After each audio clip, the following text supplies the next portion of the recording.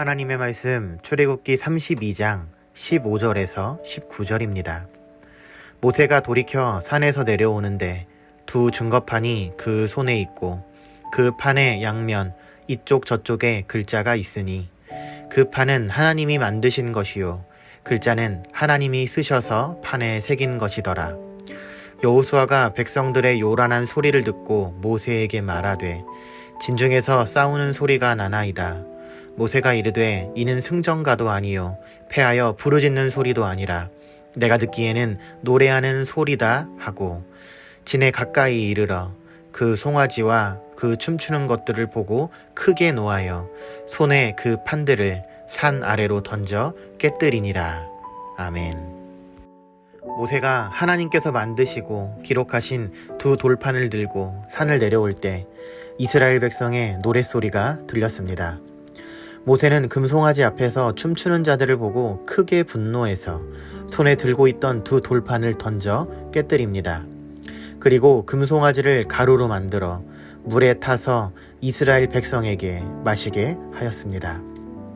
하나님께서 직접 만드시고 기록해 주신 두 돌판은 신성한 것이기에 그것을 던져 깨뜨린 행위가 부적절하게 느껴질 수도 있습니다. 그러나 하나님이 그러한 모세의 행위에 대해 아무런 말씀을 하지 않은 것을 보면 하나님 보시기에 큰 문제가 없었던 것처럼 보입니다. 사실 그 돌판 자체보다 이스라엘 백성이 거기에 기록된 하나님의 말씀에 순종하느냐 불순종하느냐가 본질적이고 중요한 문제입니다.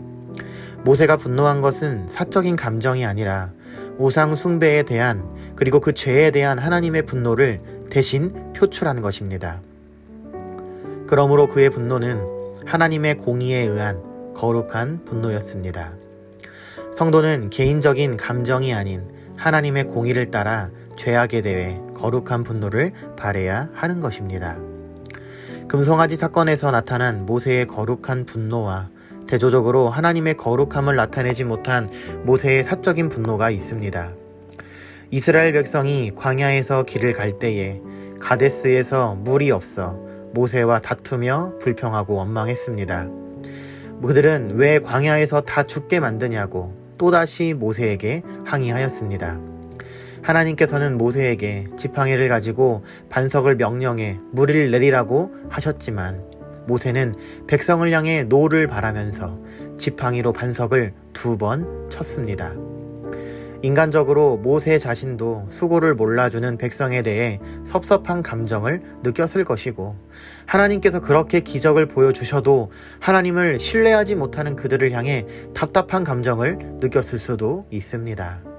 그러나 모세는 하나님의 영광을 온전히 드러내기 위해 사적인 분노를 억제해야 했는데 그러지 못했습니다.